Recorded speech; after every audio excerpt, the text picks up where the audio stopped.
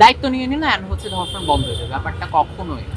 আপনি যদি একদম পারফেক্ট যোগ্য মানুষকেও যদি দেন হচ্ছে বাংলাদেশের ক্ষমতার একদম আপার লেভেলে, তবুও ধর্ষণটা পারফেক্টলি একদম একদিনে বা হচ্ছে ওভার এ নাইট কখনো বন্ধ হওয়া পসিবল না। আমাদের মগজে এটা, আমাদের মগজে হচ্ছে যৌন ভিত্তিতে আমাদের সেক্স এডুকেশন নেই, মোরাল এডুকেশন নাই। ৬-৭ মাসে আমরা দেখলাম পরিস্থিতি দিনকে দিন খারাপ হচ্ছে। ব্যাপারটা যে ভালো হচ্ছে এমন তো।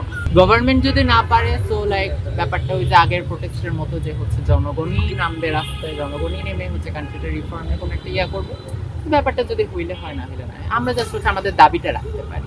কথা হচ্ছে যদি স্বরাষ্ট্র উপদেষ্টা যে সে যদি হচ্ছে মানে দায়িত্ব পালন করতে না পারে, সে গদি ছেড়ে চলে যাক, অন্য কাউকে দায়িত্ব দেখ, আমরা দেখি পরবর্তী যে পার্সনটা সেই পার্সনটা পারে কিনা। সেও যদি না পারে আমরা পরবর্তী আরেকজন, কারণ বহুত ধরেন উপদেষ্টা বলি বা হচ্ছে বহুত যোগ্য পার্সন একদম রাস্তায় বসে আছে।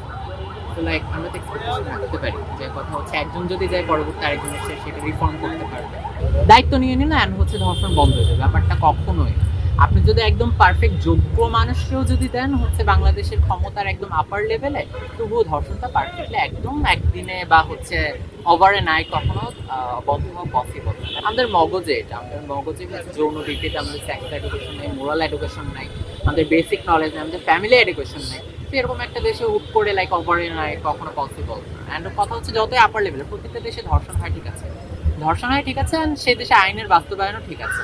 কিন্তু কথা হচ্ছে আমাদের দেশে সেই আইনের বাস্তবায়নটা নেই। তো আমরা যে এক্সপেকটেশন এই যে আইনের বাস্তবায়নটা হোক, লাইক রিডিউস হবে আর কি। যেখানে হচ্ছে একদিনে লাইক আমরা শুনলাম যে 10 মিনিটে প্রতি 10 মিনিটে একজন ধর্ষণ হচ্ছে।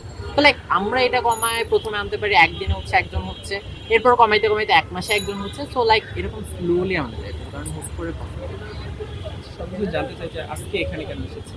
আচ্ছা, আজকে এখানে লাইক হচ্ছে প্রোটেস্ট কাইন্ড অফ গণমিছিল এটা ছিল হচ্ছে অ্যান্টি রেপ অ্যান্ড হচ্ছে স্বরাষ্ট্র উপদেষ্টা যে তার পদত্যাগ অ্যান্ড হচ্ছে এই যে অরাজকতা যে সবকিছুর হচ্ছে বিরুদ্ধে ছিল, সবকিছুর বিরুদ্ধে যে হতে ছিল। তো এটার একজন নীরব সমর্থক বললো, তো নীরব সমর্থক হিসেবে আমি অ্যাটেন্ড করা, দ্যাটস ইট। কারণ এখানে হচ্ছে আমি যেগুলো দল অর্গানাইজার ছিল, তো একটা দলেও আমি হচ্ছে লিড করি না অ্যান্ড হচ্ছে একটা দলেরও আমি অংশ না। তো অ্যাজ এ নিরপেক্ষ সমর্থক আমি জাস্ট অ্যাটেন্ড করে অ্যান্টি রেপ মুভমেন্টের অংশ।